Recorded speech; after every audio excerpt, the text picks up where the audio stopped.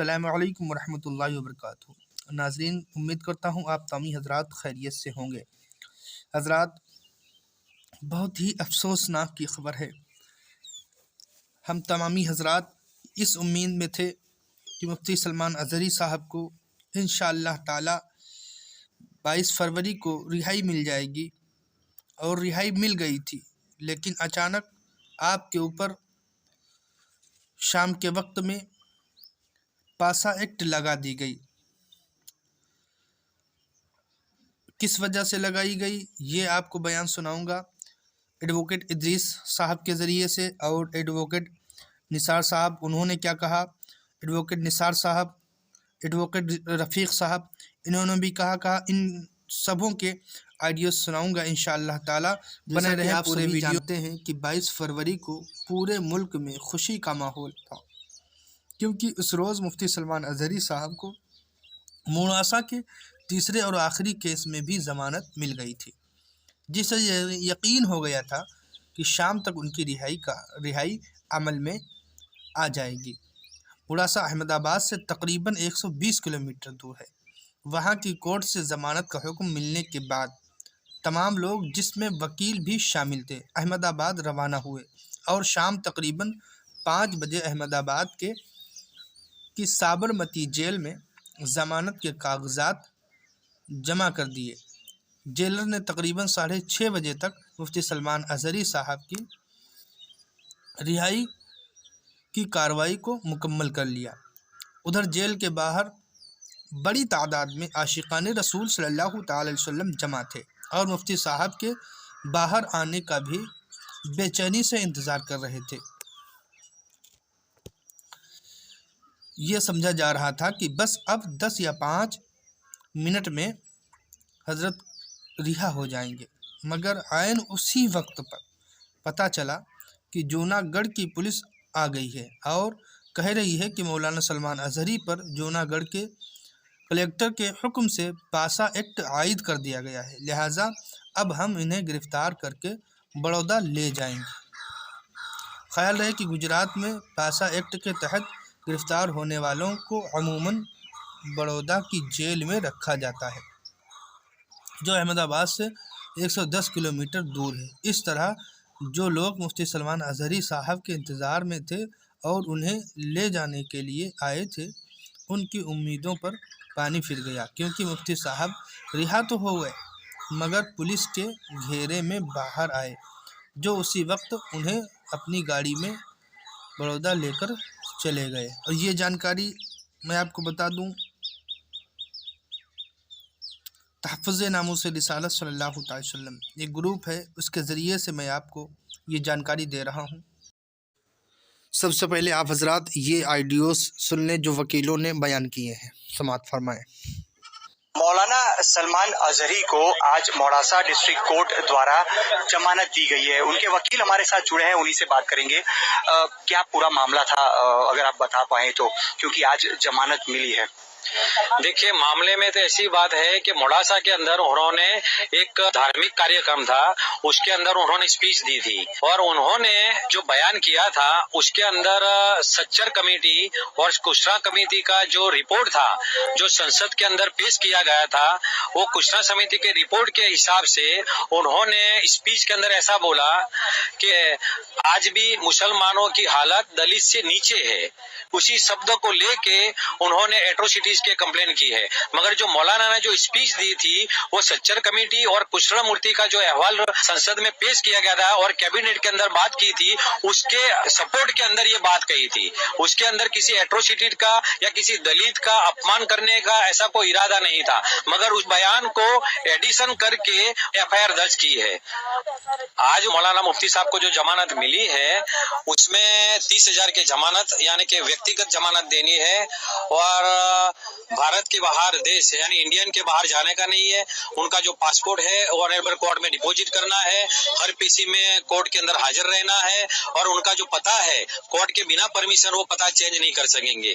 तो मौलाना सलमान अजहरी के एडवोकेट और उनकी टीम जो फिलहाल साबरमती जेल पर मौजूद है और खास करके जिस प्रकार से 5 दिन के रिमांड दिए गए थे, उसके बाद जब सुनवाई हुई तो मोड़ासा डिस्ट्रिक्ट कोर्ट ने सलमान अजहरी को जमानत जो है वो मंजूर की है। लगभग 7 बजे तक उन्हें साबरमती जेल से रिहा किया जाएगा और जो भी शर्तें रखी गई है, खास करके पासपोर्ट जमा कराना होगा, जो भी सुनवाई आने वाले दिनों में होगी, सलमान अजहरी को उस सुनवाई के दौरान कोर्ट में हाजिर रहना होगा।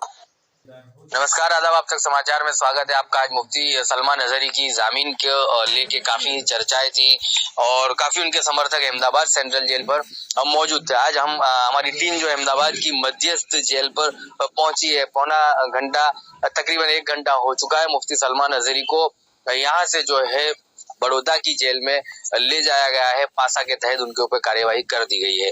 तमाम जो उनके समर्थक है मायूस से, तमाम की जो है आंखें नम थी और तमाम के चेहरों पर एक ही सवाल था कि क्या मुफ्ती सलमान अजहरी को 2024 के चुनाव का मुद्दा बनाया जा रहा है। जवाब किसी के पास नहीं थे, लेकिन तमाम मायूस थे और अपने घर की तरफ रवाना हो चुके। मुफ्ती सलमान अजहरी को बड़ौदा सेंट्रल जेल जो है वहां पर ले जाया गया है और आने वाला समय भी तय कर पाएगा कि कुछ ही दिनों में पवित्र रमजान माह शुरू हो रहा है। क्या मुफ्ती सलमान अजहरी उनको रमजान महीने के पहले बेल मिल सकती है या मुफ्ती सलमान अजहरी को कुछ रमजान का हिस्सा जो है बड़ौदा की मध्यस्थ जेल में गुजारना पड़ेगा।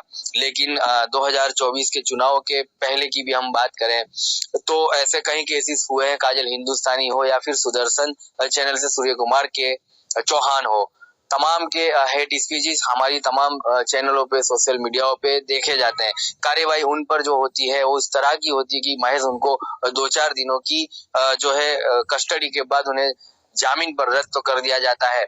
लेकिन आज सवाल तमाम मुसलमान समाज के अंदर ये उठ रहा है कि मुफ्ती सलमान अजहरी के साथ ऐसा क्यों हुआ कि उन्हें पासा के तहत भेज दिया गया। मुफ्ती सलमान अजहरी अभी फिलहाल जो है बड़ौदा की मध्यस्थ जेल 1-8 घंटे में पहुंच जाएंगे।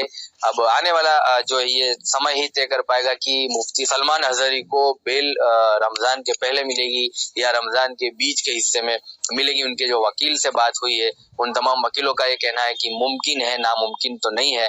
मेहनत कर रहे हैं और मेहनत करेंगे। इंशाल्लाह हो सका उन्हें इतनी जल्दी, जल्द से जल्द उन्हें यहाँ से बेल करके रमजान के पहले उन्हें घर लाया जाए।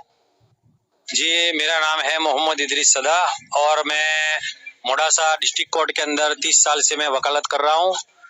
और जो मुफ्ती सलमान साहब है उनके ऊपर गुजरात के अंदर 3 केस दर्ज हुए थे। इसमें एक जूनागढ़ के अंदर जमानत हो चुकी थी और उसके बाद सामख्यारी के अंदर भी जमानत हो चुकी थी और मोड़ासा कोर्ट के अंदर एट्रोसिटीज और हेट स्पीच की थी, उसके अंदर भी आज जमानत हुई थी। इसमें सेशंस कोर्ट ने जमानत दी थी।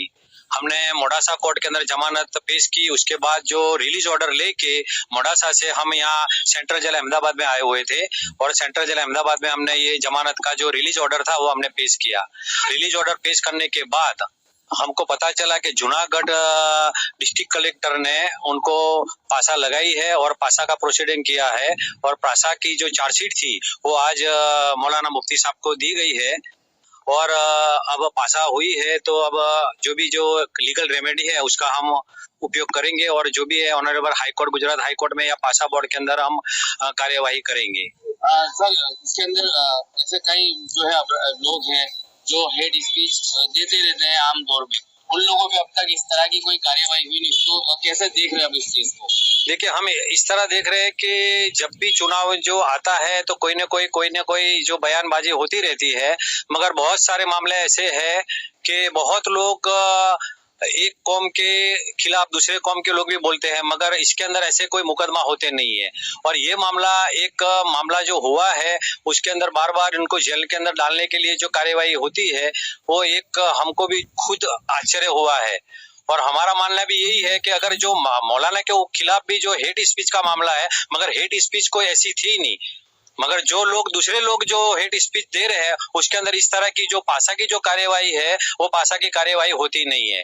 तो मगर हमारा मानना भी ऐसा है कि अगर मौलाना के खिलाफ जो हेट स्पीच का मामला होता है तो बहुत सारे लोग भी बयानबाजी कर रहे हैं, उनके खिलाफ कोई पासा की प्रोसीडिंग नहीं होती, तो उनके खिलाफ भी सख्त कार्यवाही पासा की प्रोसीडिंग होनी चाहिए, तो एक दूसरे के अंदर समाज के अंदर एकता बनी रहे। मगर दूसरे मामले के अंदर हेट स्पीच के मामले के अंदर पासा की कोई कार्यवाही होती नहीं है और इसके अंदर जो पासा की कार्यवाही हुई है तो हमको भी बहुत अफसोस हुआ है। अब जो भी कुछ करना है हम लीगली कार्यवाही करेंगे। ये जो पासा था इसलिए थोड़ा सा हमारे दर्शकों को समझाने की अब आने वाली प्रोसेस क्या रहेगी, पासा क्या होता है, कितने समय भी इनको अंदर रहना पड़ेगा, रमजान और ईद आ रहे आगे। तो देखिए ये पासा की जो कार्यवाही है उसके अंदर जो उनको रजूआत करनी पड़ेगी वो पहले पासा के बोर्ड के अंदर भी करेंगे या पासा के बोर्ड के बाद अगर जो कार्यवाही है ऑनरेबल गुजरात हाई कोर्ट के अंदर करेंगे। हाँ थोड़ी प्रोसीजर लंबी है मगर जो कार्यवाही करनी पड़ेगी हम करने वाले हैं। अच्छा सर, ये मुमकिन है कि रमजान के पहले ये मामला उनको बाहर ला दिया जाए या फिर रमजान के बीच के दिनों में उनको जो है बेल मिल सकता है? पासा का अगर बोर्ड बैठता है तो इसके अंदर जो भी रजूआत करनी पड़ेगी वो हम करेंगे, मगर अब बोर्ड कितने दिन में बैठता है, नहीं तो फिर सीधे डायरेक्ट हाई कोर्ट के अंदर भी हम पिटीशन फाइल कर सकते हैं। मगर उसके अंदर अब थोड़े हमें लगता है कि पासा की वजह से थोड़ा तो 20-25 दिन तो इजीली निकल जाएंगे। तो यार आप इस चीज को कैसे देख रहे हो कि इस मामले में हेड स्पीच के 3 केस बनाए गए और आज पासा के 3? एज ए लॉयर यहाँ मैं जो कायदा की जो जानकार के तौर पर ये कहूँगा कि जो सोशल मीडिया है उसके लिए सख्ती होनी ही चाहिए। अगर कोई भी बंदा कुछ भी कोई भी कौम के अगेंस्ट में, कोई बंदे के अगेंस्ट में या किसी व्यक्ति विशेष के अगेंस्ट में या किसी व्यक्ति के विशेष में अगर गलत बोलता है तो उसको 100% उसके अगेंस्ट में एक्शन होना ही चाहिए। हम ये मानते हैं कि मौलाना के सामने 3 FIR हुई है और जो भी FIR हुई जेल में रहे, बेल मिला है और जो भी यातनाएं उन्होंने मिलनी चाहिए वो मिली। अभी तीनों केस में बेल होने के बाद सिर्फ और सिर्फ सोशल मीडिया को लेकर के उनको पासा भी हुई है। हम क्रिटिसाइज नहीं कर रहे, कंटेम नहीं कर रहे सरकार के कोई ऑर्डर को, ठीक है जो भी हुआ अभी मौलाना उसमें अंडरगोइंग है कि भाई जो भी रेमेडी मिलेगी वो भी करें। लेकिन मेरा एज ए लॉयर या कानून के जानकार के तौर पर यह कहना है कि सरकार को एक विजिलेंट टीम बनानी चाहिए सोशल मीडिया को लेकर के। जो भी लोग हैं किसी भी कौम के खिलाफ, किसी बंदे के खिलाफ, कोई व्यक्ति या व्यक्ति विशेष के खिलाफ जो भी डेफेम यानी जो नहीं बोलना चाहिए ऐसी अगर कोई बात बोलता है जिससे किसी धर्म का अपमान होता है, किसी व्यक्ति का अपमान होता है या किसी की बदनक्सी होती है, तो ऐसे सारे लोगों के लिए इतना ही सख्त कानून होना चाहिए। जो अभी मौलाना के साथ हुआ है वो सारे लोगों के सामने ये होना चाहिए, चाहे मौलाना हो या कोई भी, चलो मेरा व्यक्ति के जैसा मानना है कि सब लोगों को इस तरह से FIR रजिस्टर करके पासा में डालना चाहिए ताकि ये जो लोगों को ये बरगलाने की बात है ये कम हो जाएगी। तो ये एक तरह से चलो हम उसको सराहना भी कर रहे हैं कि भाई जो हुआ, लेकिन दूसरे लोग को ये नसीहत भी होनी चाहिए और उनके लिए भी एक एक्शन प्लान होना चाहिए कि भाई अब जो भी बोलेगा उसको हम नहीं छोड़ेंगे, ये सरकार को दिखाना पड़ेगा और सरकार जो लोग बोले उसके अगेंस्ट में भी यही एक्शन ले, पासा में डाले या FIR करे ताकि ये बदी दूर हो जाए, न्यूसेंस दूर हो जाए। सर आपकी जो एडवोकेट टीम है ये सरकार से अपील करे कि आने वाले दिनों में रमजान पवित्र त्योहार होता है, साल में एक बार आता है और मुफ्ती साहब जो है कौम के उलमा है तो उनको थोड़ी रियायत मिले और जल्द से जल्द उनको जामीन। हम लोग हाई कोर्ट में मतलब मौलाना साहब के लिए जाने वाले हैं और रमजान महीना आता तो वैसे भी पवित्र महीना है, तो सरकार तरफ से जेल में भी इसका एक आयोजन होता है कि जो लोग भी रोजा रखते हैं उनके लिए स्पेशल उनकी सुविधाएं होती है, तो वो भी मिलो और हम दुआ कर सकते हैं, मतलब यहाँ एक्शन भी मतलब करेंगे, भागदौड़ कर रहे हैं कि उनकी रमजान से पहले बेल हो जाए। थोड़ा सा नामुमकिन है लेकिन इम्पॉसिबल नहीं है, हो जाएगा। क्या कहोगे आज मुफ्ती साहब के जो पासा तहत उनको यहाँ से ट्रांसफर किया गया है, कैसे देख रहे हैं आप समर्थक के तौर पे? हम देख रहे हैं कि पहले भी कई मर्तबा मैंने मीडिया द्वारा टीवी डिबेटों में भी अपनी बात रखी कि एक तरफा कानून यहाँ पर सिर्फ मुसलमानों पर ही लागू होता है। सूरज चौहान आज उसके ऊपर पूरे देश में 1800 से ज्यादा FIR है, लेकिन एक लोकल पुलिस भी उसको नहीं पकड़ती। और यहाँ मुफ्ती सलमान अजहरी साहब ने नॉर्मली एक शेर पढ़ा, उनके पीछे ATS तक लग जाती है, पूरी देश की मीडिया लग जाती है, हर कोई बोल रहा है कि भड़काऊ भाषण है।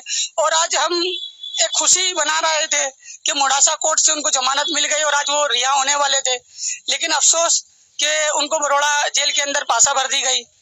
अब मुफ्ती साहब ने जो हमको फरमाया, हम फॉलोअर्स थे कि देश हमारा है, इसमें अमन शांति बनाए रखनी है, तो हमने लोगों से यही अपील करी कि अमन शांति बनाए रखें और इंशाल्लाह हमें अल्लाह ताला पर भरोसा है, जो फैसला आएगा आगे भी बेहतर आएगा।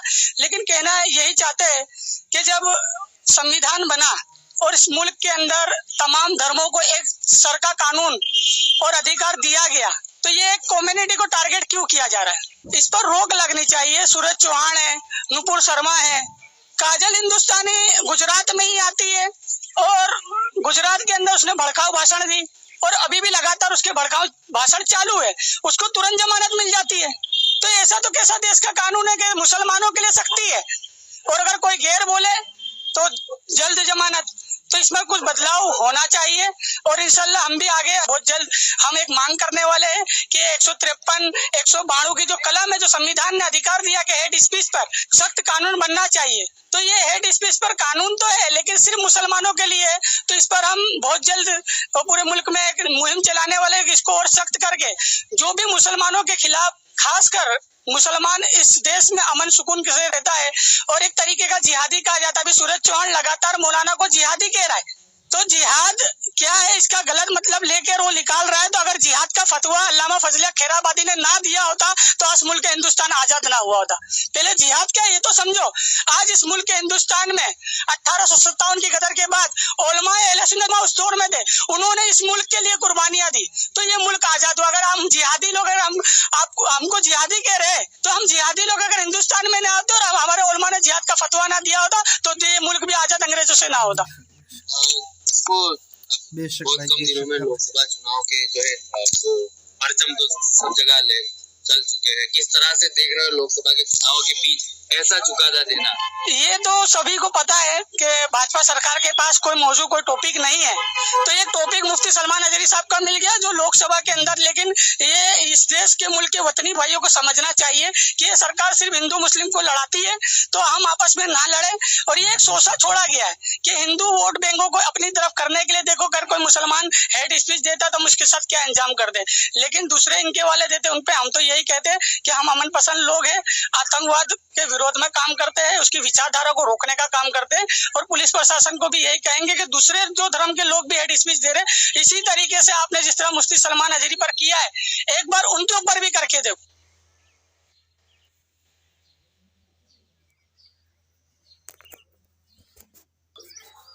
तो आप तमामी हजरात ने ये ऑडियो सुने और वकीलों के बयानात सुन लिए।